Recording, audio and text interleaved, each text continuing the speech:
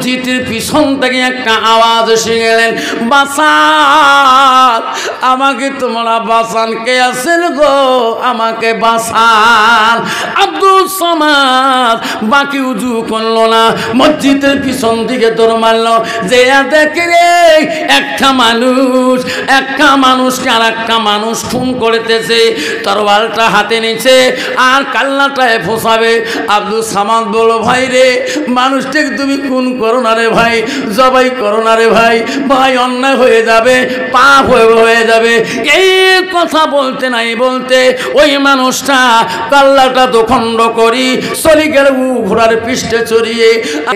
আল্লাহ নবী হাদিসে বলতে, কিয়ামতের ময়দানে 7 শ্রেণীর মানুষ আল্লাহর আরশের ছায়ায় থাকবে, তাতে 1 নম্বর থাকবে নেই বিচার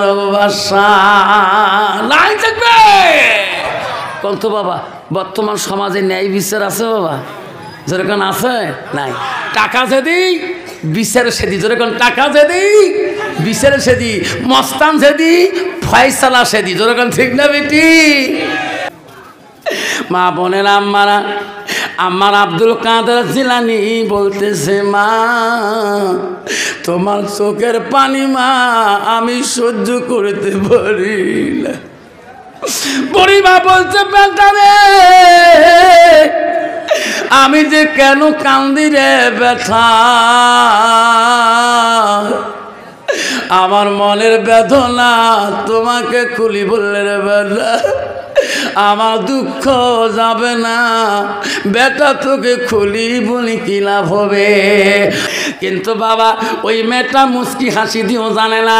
ও সালিকানি মা বলে না, শুনে রাখো মা, বিশ্ব নবী রাসূলুল্লাহর প্রথম স্ত্রী ছিল মা হযরতে খাদিজাতুল কুবরা, মা নবীর দ্বিতীয় স্ত্রী ছিল মা হযরতে সাউদা রাদিয়াল্লাহু তাআলা, মা নবীর তৃতীয় বিবি ছিল মা হযরতে আয়েশা সিদ্দিকা আম্মাজান, নবীজির চতুর্থ বিবি ছিল মা হযরতে জয়নব রাদিয়াল্লাহু তাআলা, মা নবীজির পঞ্চম বিবি ছিল মা হযরতে হাফসা রাদিয়াল্লাহু তাআলা, মা নবীজির 6 নম্বর বিবি ছিল মা উম্মে সালমা, নবীজির 7 নম্বর বিবি ছিল মা হযরত উম্মে হাবিবা, নবীজির 8 নম্বর বিবি ছিল মা হযরতে মাইমুনা, নবীজির 9 নম্বর বিবি ছিল মা হযরতে সুফিয়া, নবীজির 10 নম্বর বিবি ছিল মা হযরতে রায়হানা, নবীজির 11 নম্বর বিবি ছিল মা হযরতে মারিয়া। রাইট থাকবে। কিন্তু বাবা নবীজির জীবনে 1 থেকে 11 জন স্ত্রী চলে যায়, কোন স্ত্রী নবীর অন্তরে দুঃখ দেয় না। তাই থাকবে। কিন্তু বাবা বর্তমান যুগে নারীরা এই স্বামীর অন্তরে দুঃখ দেয় কি না? যেরকম দেয় কি না? আল্লাহ কেন দেয়? তোমার ওই নারীটার ভিতরে এলেমের অভাব। যেরকম ঠিক না ঠিক? রাসূল বলল নারীকে বিয়ে করতে হলে, হাদিস সহিহ আছে, 1 নম্বর নারীটার গুণ দেখে বিয়ে করতে হবে। কি গুণ? মেয়েটাকে দেখতে হবে তার ভিতরে এলেম কালাম আছে কি না। মুসলমান তো ওটা দেখে না। মুসলমান দেখে নগদ কত আর বাকি কত। যেরকম ঠিক না ঠিক? বাবা মুসলমান তো ওটা দেখে না। মুসলমান দেখে নগদ কত আর বাকি কত। তা বউ তো ডিজিটাল মার্কা হবে, কি আনন্দ আছে রে বাপ, লিমিটেড কল রে বাপ, একদিন রিচার্জ করলে বাপ 28 দিন মোবাইল গরম হলে বসে শেষ না হয়। যেরকম ঠিক না ঠিক? বাড়ি বাড়ি ফোন লাগা বউ, নেয়া বউ, নতুন বউ আছে, বেটা থুয়ে গেছে, আব্বা আমি শিলং গেলুম, মোর মাও নাই, 3 মাস পরে আসবি না। বাপ কয় বা তুই যা পয়সা ধরে আসিস। বউ বারে বারে ফোন লাগায়। তো শ্বশুর কইছে, বৌমা মোর বাবা কামাই করবেন নয়, বারে বারে ফোন লাগান কে, সর কাম করবেন নয়, তোমার বাবে হালে ফোন কর, মোর আর মানুষ নাই। শ্বশুর কয় কই কেড়ে আর কোন মানুষ ফি নেয়া বউ মোর এত ফোন করে, এই ফোন তো মুশকিল ফোন, এটা তো আনলিমিটেড কল। শ্বশুর যদিও বুড়ে মানুষ, ফোনের আবভাব বোঝে। যেরকম ঠিক না ঠিক? শ্বশুর কয় বউ কেড়ে শুরু করি ফোন করে রে, আড়ালে হ্যাঁ ফোন করে, গাছের তো নুকি ফোন করে। শ্বশুরকে গিয়ে পাশ ধরাই খাবি। শ্বশুর পাশে পাশে ঘরে দেখে, হস করি বাড়ির নাই, দেখে পুকুরি পাড়ার জঙ্গল বাড়ির ভিতরে গাছের তল বসিয়ে কি যে মধুর গল্প ফোনত। দাদা দাদা আজকের মধ্যে নেপথ্য তোলা গল্প করি। যেরকম ঠিক না ঠিক? শ্বশুর পাক বউ কি কন, ভাই ফোন গাড়ি দে, ফোন গাড়ি দে, ফোন গাড়ি দে, বুড়িয়েছে বুড়িয়েছে, ফোন গাড়ি দে। যাইতো গেল কুলো গেল যাইল কুলো মান বেটির লাগে গোসল হাসি ডুবেল সম্মান বেটি কলেজে পরে রে বেটি নলেজ বানাইছে তলে তলে রেস্টারি করিছে যাইতো গেল কুলোর গেল যাইল কুলো মান বেটার লাগে গোসল হাসি ডুবেল সম্মান বেটা কলেজে পরে রে বেটা নলেজ বাড়াইছে তলে তলে রেস্টারি করিছে চ্যাংরা চ্যাংরি রাজি কি করে দেশের কাজী এরকম ঠিক না বেঠে আমার মা বোনেরা আমারা কেন তুমি বুঝলি না মা মাগো জান্নাত যদি যেতে চাও মা তুমি ওই নারীর মতন হও মা নবীজি তৃতীয় স্ত্রী হযরত মা আয়েশা সিদ্দিকা নবীজি হাদিস শরীফে আছে রাসূল বাড়ির দিকে গেলে আয়েশা সিদ্দিকা আম্মা জানামা নবীজির মুখের দিকে তাকায় নবীজির চেহারার দিকে তাকিয়ে দেখে বিশ্ব নবী বলে আয়েশা আমি বাড়ির দিকে আসলে আয়েশা তুমি আমার মুখের দিকে তাকাও আমার চেহারার দিকে বারবার কেন তুমি তাকাও মা আয়েশা সিদ্দিকা আম্মা জন বলছে ইয়া রাসূলুল্লাহ ইয়া হাবিবুল্লাহ আপনি যখন বাড়ির দিকে আসেন আপনার চেহারার দিকে তাকাইলে আপনার মুখের দিকে তাকাইলে আমার আয়েশার কলিজাটা ঠান্ডা হয়ে যায় সুবহানাল্লাহ কত বাবা বর্তমান যুগে নারী স্বামী বাড়ি আসলে কলজে ঠান্ডা হয় যেরকম ঠান্ডা হয় আল্লাহ মাগুর মাছের মতো গুদগুদায় ঠিক না বেঠে আমার মা বোনেরা শোনো আশারি কান্দির মা বোনেরা শুনে রাখো ও বুঝান কালকে মুসলমান আশারি কান্দি যাচ্ছে বলছে ওয়া তার বালাহা স্বামী বাড়ি আসলে স্বামীর দিকে দেখি মুস্কি হাসি দিতে হয় বুঝান গো স্বামীর হাত ধরে মোলাকাত করতে বলছে ওই স্বামী যদি রাজি খুশি হয়ে যায় ওয়া জাউজুহা আনহারা দিন তোমার স্বামী যদি রাজি খুশি হয়ে যায় বুঝান রসুল বলছে বলে তা খানাতির জান্নাত সেই মেয়েটা হবে জান্নাতি বুঝান রাত্রিকালে আসিয়া তোমার আমার স্বামীর সঙ্গে দুই হাত ধরে মোলাকাত করলাম এত খুশি ও বুঝান আমার মনে হয় 20 বছরই মনের কিনা দূর হয়ে গেল যেরকম সুবহানাল্লাহ বুঝান তুমি করন দুলে ভাইয়ের হাতে করো নাই না সবাই যাও নাই গেছি আমি মহিলা প্যান্ডেলে তোমার দুলে ভাই পুরুষ প্যান্ডেলে হুজুর যখন দোয়া করে দিয়ে তাবারক খাইলাম তোমার দুলে ভাই আগে আসছে উনি থাকে নিচতলা আমি থাকি 4 তলায় কে কথাবার্তা নাই না 4 মাস থেকে কথা নাই আমার সাথে দুজনে ওনার মতো ওই ঘুমে আমার মতো আমি ঘুমে জোরে করে ঠিক না ঠিক বুঝলেন তুমি ওয়াজ শুনতে গেলে গোনা পাপ হবে না হুজুর যে বলো স্বামীর সাথে একে বিছানে ঘুমাতে হয় মুখে মুখে দেখে কথা বলতে হয় পাপ হবে না কিসের পাপ আমার মাও জীবনে মরে গেছে পাপক ভয় করে নাই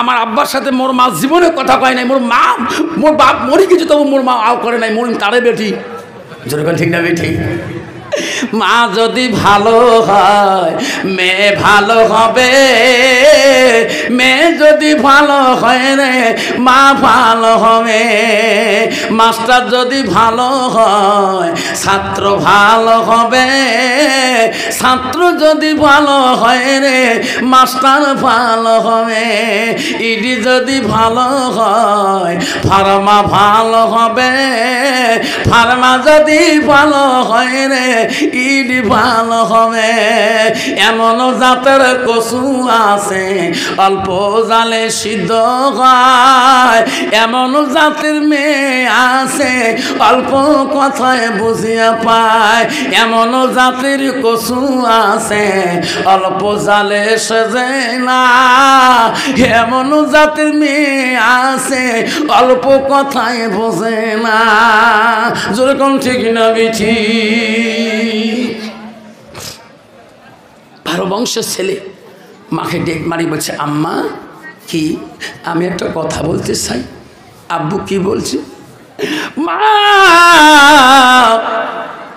মা তুমি আমাকে আলেম বানাইছো মা মা রে আল্লাহ নবী হাদিস শুনিয়েছেন মা। আল্লাহ নবীকে আব্দুল ইবনে মাসউদ আবার প্রশ্ন করেছে, কুতু সুম্মায়ু, নবী গো আরো কোনো আমল আল্লাহর কাছে প্রিয় আছে নাকি? নবী বলছে আছে। কালা বিদ্যুল ওয়ালিদাইনা, মা বাবার সঙ্গে সৎ ব্যবহার করাটা পৃথিবীর জমিনে সবচাইতে বড় আমল। যেরকম সুবহানাল্লাহ। কিন্তু বাবা নারী যদি ভালো না হয়, ওই নারীকে নিয়ে বাবা মা শান্তি ওই বাড়িতে পাবে না। বিবি যদি ভালো না হয়, তোমার বিবির দ্বারায় তোমার মা বাবা জীবনে শান্তি পাবে না। ছেলে বলছে, মা কেন? আমি একটা কথা বলি মা, আমাকে তুমি আলিম বানাইছো মা, আমি তো এখনো হক আদায় করতে পারি নাই মা, আমি একটা কথা বলতে চাই। মা বলছে, বাবা আব্দুস সামাদ তুমি কি বলতেছো বাবা? মা আমি তোমার আদেশ্বরী মা, একটা কাজ করতে যাই কি মা, আমি কি ইনকাম করব মা? মা আমার ইনকাম করতে হবে মা, আমি মদিনায় চলে যাই। মদিনায় কি করবার বেঠালে আব্দুস সামাদ তুমি কি করবা? মা যতটুকু ইলম শিখিয়েছি রে মা, অতটুকু ইলম আমি ব্যয় করব, ক্ষয় করব কেমন করি? মদিনায় যা মা আমি আলেম হিসাবে মদিনা যা উট কুরবানি করব, দুম্বা কুরবানি করবো মা, নজর না যা দিবে মা তাই আমি তোমার হক আদায় করবো। যেরকম সুবহানাল্লাহ। মা বলছে, বাবা তুমি আমাকে ছাড়ি যাবি? তুমি যে আমার একটা কলিজা মনি। বলছে, মা আমি তোকে কী দিয়ে হক আদায় করবো মা? আমাকে আদেশ করুন মা, যখনই আমার কথা মনে পড়বে মা আমাকে খবর করবে, আমি খবর নাই পেতে তোর দেখা করে যাবো। যেরকম সুবহানাল্লাহ। বাবা নেক্সট সন্তান যারা হবে, রাসূল বলছে আওলাদুন সালেহুন, নেক্সট সন্তান কোনোদিন মার কথা ভুলতে পারবে না, বাবারও কথা ভুলতে পারবে না। যেরকম ঠিক না ঠিক? নেক্সট সন্তান চলে গেল আব্দুস সামাদ, মদিনায় চলে গেল। কত হাজিরা আছেন হজ করতে গেলে নিজেই কুরবানি দিতে পারে না, ওখানে ওলামা দিন থাকে তাদের দ্বারা কুরবানি করে। আব্দুস সামাদ কুরবানি করে, হাজার নজর না পায় আর মার কথা চিন্তা করে, আল্লাহ আমার মা বলছে আব্বু তুই বেশি দেরি করিস না আব্বু, তাড়াতাড়ি চলে আসিস। আব্দুস সামাদ কুরবানি করিতে করিতে মার কথার অন্তরে বেশি আঘাত লাগে গেল। আমি আজই চলে যাব, আজকে আমি চলে যাব, আর আমি কুরবানি করব না।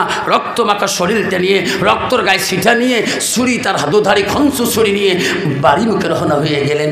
আমার মার সাথে আমি একটা বার দেখা করে চলে আসবো। আমার মা বলছে, আব্বা তুই বেশি দিন দেরি করিস না। আব্দুস সামাদ মার নেক্সট সন্তান বাড়ি মুখে গেইতে গেইতে অর্ধ রাস্তাতে যখন দাঁড়িয়ে গেলেন, তখন মসজিদে আজান হয়ে গেল। আল্লাহু আকবার, আল্লাহু আকবার।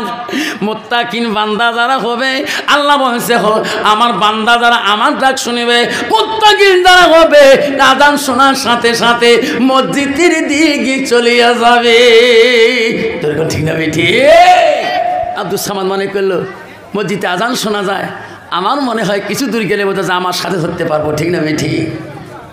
আব্দুস সামাদ দূরে যেতেছে, আযান যখন শোনা গেল এই দিকে মনে হয় মসজিদ হবে, আবার কিছু দূর গেতে আমি জামাত ধরতে পারবো। আবার এমন করে খুঁজতে খুঁজতে গেতে গেতে যেয়া দেখে জামাতের সালাম ফিরিয়ে দিলেন। মনে করলো নামাজটা একাই পড়ে নিতে হবে, একাই উজু করি, নামাজে উজু করতে যাবে মানুষ, নামাজ পড়ি বাড়ি দিকে যায়। আব্দুস সামাদ উজুর ভান্ডারে বসিয়ে গেলেন। কিন্তু বাবা কোনো মোত্তাকিন পরহেজগার মানুষ মসজিদে অচিনত লোক নামাজ পড়তে যায়, তোমার বাধা দিবেন? ভাই নামাজ পড়িস না, বাধা দিবেন না? বলবেন নিশ্চয় কার বাবারই মেহমান, নিশ্চয় কার বাবারই আলহী হচ্ছে, নামাজ পড়িয়ে নিয়ে চলে যাবে।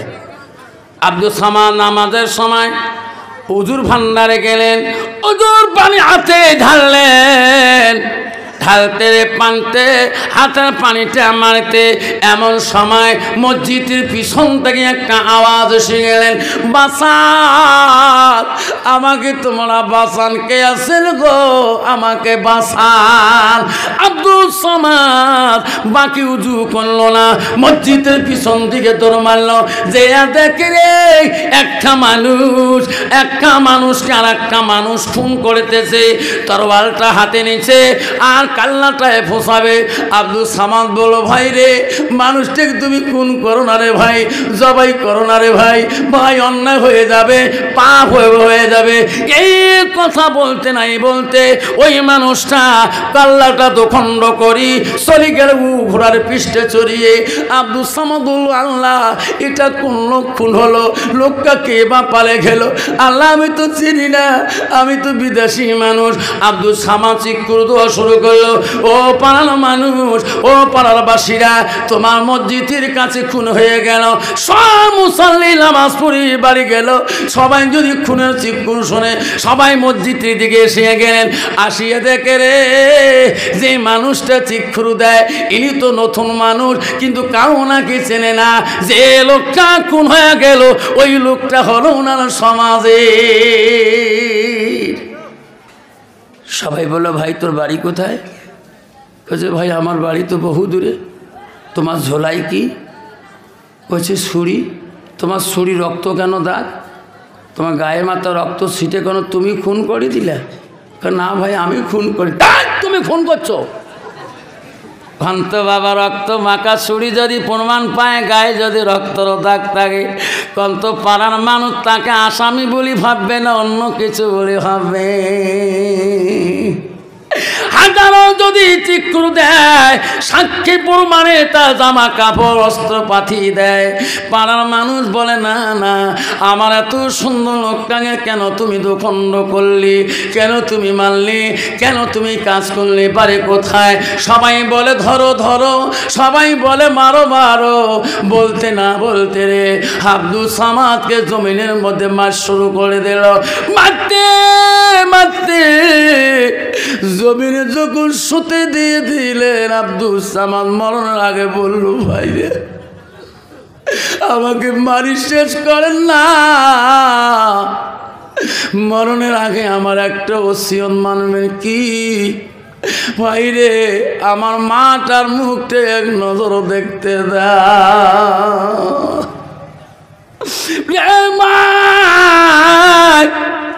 আমার মাকে আমি ওয়াদা দিয়ে গেছি মদিনায়, আসি যদি মার মুখটা আমি দেখাইতে না পারি, আমার মা আফসোস করবে রে ভাই।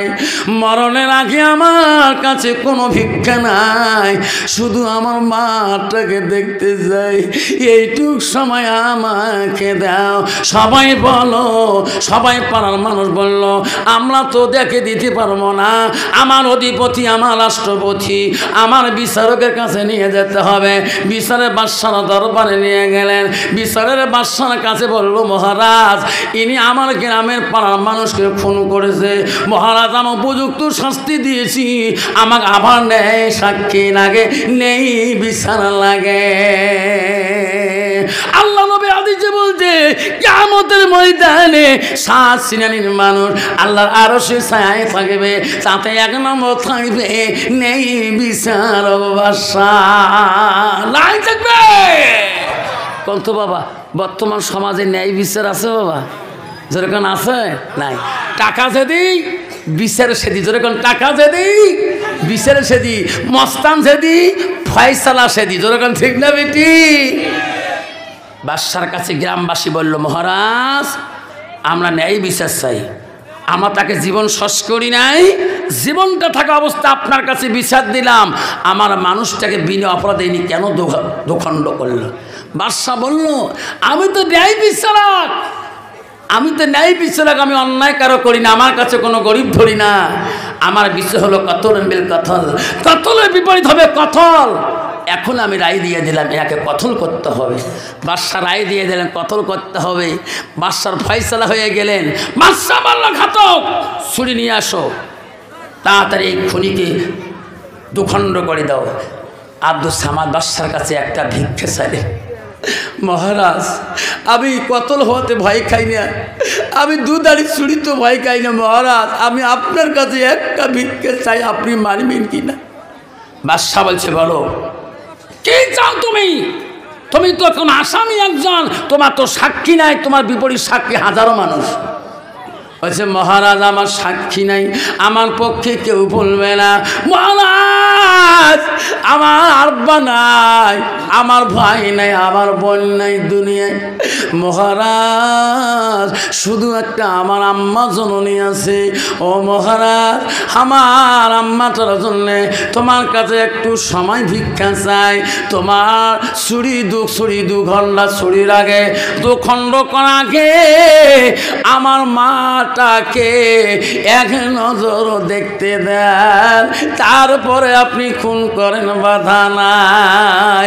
মহারাজ গো আমার আম্মাটাকে এক নজর দেখতে দেবেন, মরণের আগে আমার আম্মাটাকে দেখতে যায়। বাদশা বলল যাও, ইনার আর্জিটা মানলাম। উনি তো অন্য কোনো আর্জি করে নাই, মরণের আগে তার মার মুখটা একবার দেখতে যায়। যাও তাকে ধরে বাঁধে নিয়ে যাও, ওনার মার সাথে নজর দেখা করে দিয়ে আমার বিচার মহলে নিয়ে আসো, আমি বাদশা নেই বিচার করো। যেরকম সুবহানাল্লাহ নাই থাকবে। আব্বারা আমার শোনার চালানা, আব্বারা মনে রাখেন বাবারে। ও যুবক মনে রাখিন রে, তোর বিবির বিচার করলা। ওরে যুবক তোর বিবিকে আপন করে নিলা, তোমার মার সাথে তোমার বিবি বলে না, তোমার আব্বার সাথে তোমার বিবি বলে না, তোমার বিবি তো তুমি বিচার করলি না। যেরকম ঠিক না ঠিক? যুবক জান্নাত যদি যাইতে চাও, জান্নাতের হাওয়া যদি খাইতে যাও, জান্নাতের পানি যদি খাইতে চাও, আব্বা ওই যুবকের বিচার কেমন করে হবে আমি বলিয়া যাব রে শোনা। আব্দুল সামাদের বিচারটা বাদশা ন্যায় করবে কিনা, ওনার জবাই হবে কিনা, তার মার সাথে সাক্ষাৎ করবে কিনা, তার ইতিহাসটা আমি বলিয়া যাব রে শোনা। কেউ যাবেন না আব্বারা, হাতে পায়ে ধরে বলিয়া যায়। আব্বারে বড় অলি ছিল বাবা, পৃথিবীর সব অলিদের অলি ছিল, সব আউলিয়া দাউলিয়া ছিল। তার বাবার নাম ছিল আবু সালেহ জঙ্গি মুসা রহমাতুল্লাহ। তার ছেলে হলো পৃথিবীর সব অলিদের অলি, সব আউলিয়াদের আউলিয়া। তার নাম হলো আব্দুল কাদের জিলানী রহমাতুল্লাহ। আব্দুল কাদের জিলানী গভীর রাত্রে একদিন পথ দিয়ে চলতেছে রে, গেইতে গেইতে আল্লাহর ওলি আব্দুল কাদের যেইতে যেইতে দেখে একটা নজরে নদী দেখা যায়। নদীর ঘাটে গভীর রাতে একটা বৃদ্ধ মহিলা বসি বসি আল্লাহর কাছে কান্দে।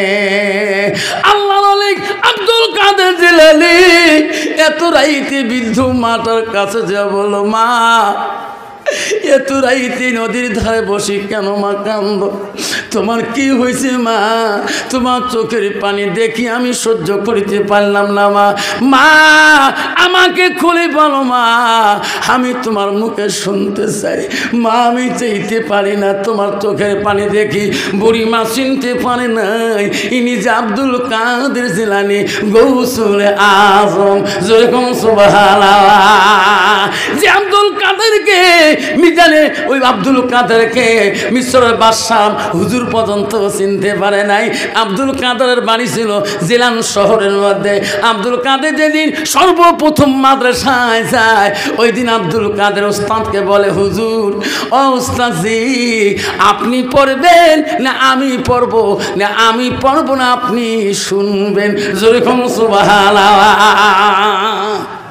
হুজুর বলছে সর্বনাশ, পড়াইতে পড়াইতে বুড়ে হয়ে গেলাম, আমি উস্তাদ, এটা কোন ছাত্র? আমাকে আজকে বলে হুজুর আপনি পড়বেন আমি শুনবো, না আমি পড়বো আপনি শুনবেন। কত বাবা হুজুরের মেমোরি কিছু থাকবে? হুজুরকে বাবা এমন ছাত্র তো জীবনে পা নাই। এ কোন দেশে বাড়ি এর? যাইবে না, বাড়ি কোথায়? বলছে হুজুর আমার বাড়ি হলো জিলান শহরে। তোমার আব্বার নাম কি? আবু সালেহ জঙ্গি মুসা রহমাতুল্লাহ। তোমার নাম কি? আমার নাম আব্দুল কাদের জিলানী রহমাতুল্লাহ। ওস্তাদজি আমি সেই জন্য বললাম আমি পড়ব আপনি শুনবেন, না আপনি পড়বেন আমি শুনবো। যেরকম সুবহানাল্লাহ। ওস্তাদ বলছে বেটা আমি সারা জিন্দেগি পরে উস্তাদ হলাম রে, আজকে আমি শুনতে চাই তুমি পড়ো আমি শুনি। আল্লাহ মালিক আব্দুল কাদের শুরু করে দিলেন সূরা বাকরা থেকে আরম্ভ করল আলিফ লাম মিম থেকে শুরু করে করে হায়রে পড়তে পড়তে 12 পারা যখন মুখস্থ চলে গেলেন ওস্তাদ বলল ব্যথা অল্প তুমি রেস্ট নাও রে ব্যথা অল্প তুমি দম নাও তারপরে পড়া শুরু করে দাও। আব্দুল কাদের জিলানী আবার 12 পারা থেকে মুখস্থ শুরু করে দিলেন। পড়তে পড়তে 18 পারা যখন পড়া শেষ হয়ে গেল ওস্তাদ না বলতে আব্দুল কাদের জিলানী পড়াটা বন্ধ করে দিলেন। ওস্তাদ বলছে বেটারে আব্দুল কাদের আমি তো পড়া বন্ধ করতে বলি নাই, তুমি পড়া বন্ধ করলে কেন? ওস্তাদ আর পড়তে পারবো না কেন? আমার মা উম্মুল ফাতেমা, আমার মা তার পড়ার কোরআনের হাফেজা ছিল। আমার মা যখন কোরআন পড়তো আমার মার মুখের দিকে তাকিয়া তাকিয়া দেখিয়া আমি 18 পারা মুখস্থ করেছি। সুবহানাল্লাহ। মা বোনেরা, এখন তোমার সন্তান হাফেজ হবে।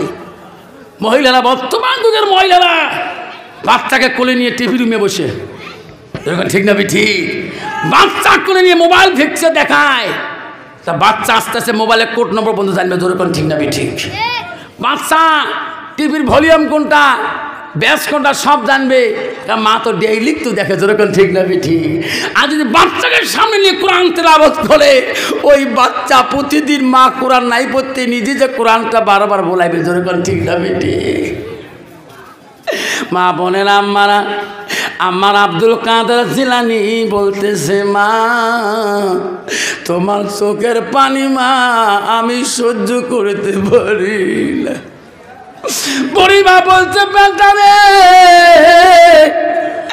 আমি যে কেন কান্দি রে ব্যথা, আমার মনের বেদনা তোমাকে খুলি বললে রে বেটা, আমার দুঃখ যাবে না বেটা, তোকে খুলি বলি কি লাভ হবে? আল্লাহর ওলি আব্দুল কাদের জিলানী বলছে মা তবু শুনতে চাই মা, তোমার মুখে শুনতে চাই মা, আমি শুনতে চাই।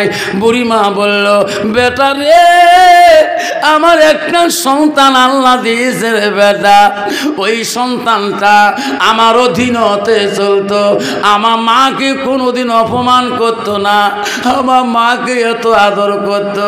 সন্তানটা বড় হয়েছে রে বেটা, আমার বিয়ে দেওয়া বড় আশা, আমি ভালো পাত্রী দেখছিলাম, আমার পছন্দ মতন পাত্রী নিয়ে আমার সন্তান বিবাহ করতে গেছিলাম। বিয়ে করতে দেয়া আমি পাঠাইয়া দে, ছেলে আমার বিয়ে করে বৌমা নিয়ে বাড়ি মুখে ফেরে রে বেটা। এই নদীর পাড়ে আসিয়া নদীর মধ্যে নৌকায় চড়িয়া ঝড় তুফানের মাঝখানে আমার বেটা বৌমা সহকারে এই নদীতে পড়ি মারা যায়। বেটারে আমি সেই জলে কান্দি, ওই দিন থেকে আমি কান্দি। আল্লাহ আমার একটা আদরের সন্তান, আল্লাহ আমার সন্তানটাকে তুমি কারি কেন নিলে? ওরে বেটা আমার কান্দন আল্লাহ কেন শুনে না? আজকে নদীর কিনারে আসি কান্দে। আল্লাহ বলে আব্দুল কাদের জিলানী রহমাতুল্লাহ বলছে মা ও মা তোমার কান্দন আল্লাহ না শুনতে পারো রে মা, মা আমি তোমার পক্ষ হয়ে রে মা আমি আল্লাহর কাছে দোয়া করব মা, আল্লাহ আমার দোয়াটা কবুল করতে পারে। আল্লাহর ওলি আব্দুল কাদের জিলানী রহমাতুল্লাহ বুড়িমার পক্ষ হয়ে 2 হাত তুলে যখন হাত তুললেন আল্লাহর কাছে আব্দুল কাদের জিলানী কান্দে আর বলে মাবুদ মাওলা, বুড়িমা আদরের কলিজার সন্তানকে কাড়ি নিয়েছো মাওলা। মা কান্দে, তার মার কান্দনে আমি সহ্য করতে পারি না মাওলা রে, বুড়িমার দোয়াটা আমি দিয়ে তোর দরবার হাত তুলি মাওলা, বুড়িমার কলিজাকে তুমি শান্তি দাও। দোয়া থাকবে অন্ত বাবা, শান্তি দেনওয়ালা কে? আল্লাহ। জোরে কোন শান্তি দেনওয়ালা কে? মা বোনেরা গো শান্তি কেন নাই রে দুনিয়ায়, গজব কেন আসিল দুনিয়ায়? আসামতে গজব আসলো, হাজার হাজার মানুষ কাঁদলো। আসামতে গজব আসলো, হাজার হাজার মানুষ কাঁদলো। বিদিনের জ্বালা মা বোনেরা গো, শান্তি কেন নাই রে দুনিয়ায়, গজব কেন আসলো দুনিয়ায়। মদের বাজার গরম হইল, যুগের কোঠে মানুষ যায়, বাপের ভিটা থুয়ে দিয়া ঘরে জামাই বেটা হয়। মেয়েরা বলে স্বাধীন হইবে, মেয়েরা বলে স্বাধীন হইবে, আর পুরুষের দরকার নাই। পুরুষ নিয়ে কি করিব, আর নিজের কামাই নিজে খায়। পুরুষ নিয়ে কি করিব, নিজের কামাই নিজে খায়। নিজের বাপকে বাপ বলে না, নিজের বাপকে বাপ বলে না, শ্বশুরকে যে আব্বা কয়। মার কপালে ভাত জোটে না, শাশুড়িকে আম্মা কয়। যেরকম ঠিক না ঠিক, যেরকম ঠিক না ঠিক। আব্বারা আল্লাহ রসুলের কাছে আব্দুল মাসুদ প্রশ্ন করেছে, রসুল গো, পৃথিবীর জমিনে সবচেয়ে বড় আমলটা কি? রসুল বলছে বিদ্যুল ওয়ালিদাইনা, মা বাবার সঙ্গে সৎ আচরণ ব্যবহার করাটা পৃথিবীর জমিনে সবচেয়ে বড় আমল। আল্লাহ রসুল বুখারী মুসলিম শরীফ হাদিসে বলছেন, আল্লাহ রসুল বলেন কি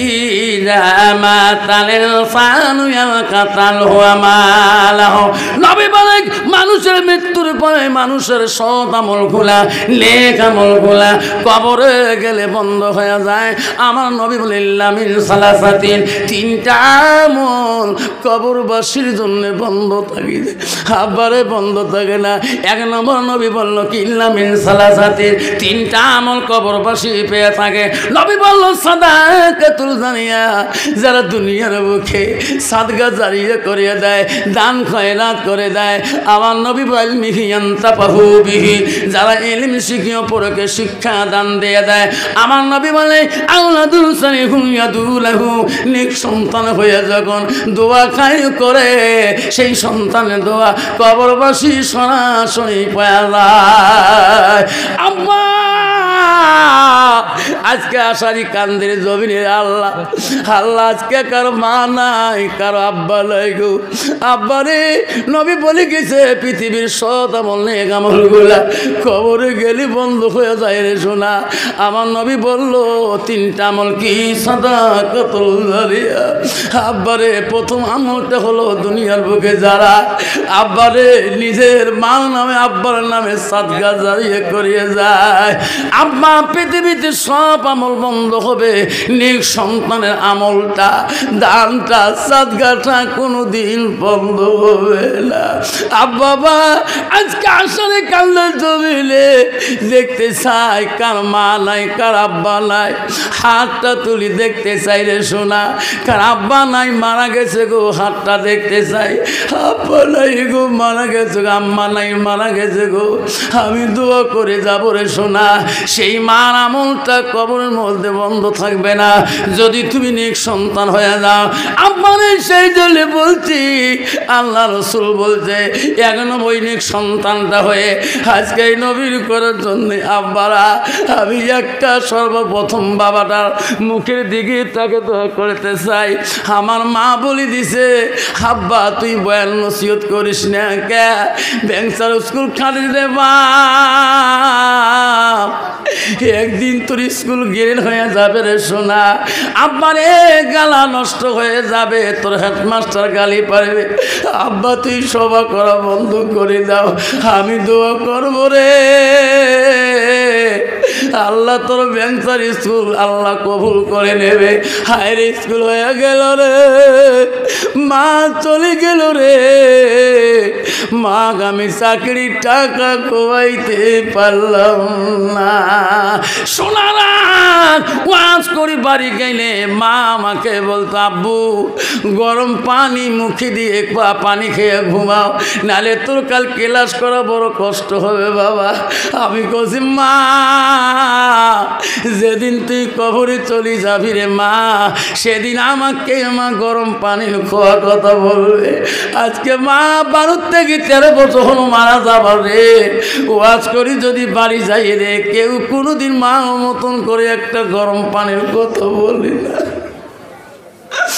আব্বারে সেই মাটা আজকে তোর মা কবরে শুয়ে আছে। আব্বা সেই বাবাটা তোর কবরে শুয়ে আছে। তুমি বাসারি কান্দির থেকে আসতে দেরি হলে তোর বাবা বড় চিন্তা করতো, আমার আব্দুল জব্বার এখনো কেন আসে না, আমার মাস্টার কেন এখনো আসে না। সেই বাবাটা কবরে শুয়ে আছে আব্বা। সেই বাবাটার নামে সাদাকাতুল জারিয়া, সাদগা জারিয়া হিসেবে একটা বাবার কাছে আমি দোয়া করতে চাই।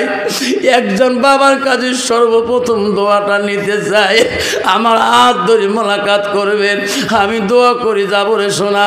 20,000 টাকা এই আশারে কান্দি মাদ্রাসা ধরলে ওই মাটার নামে আব্বাটার নামে 20,000 টাকা সর্বপ্রথম একটা বাবার সাথে মোলাকাত করে দোয়া করতে চাই।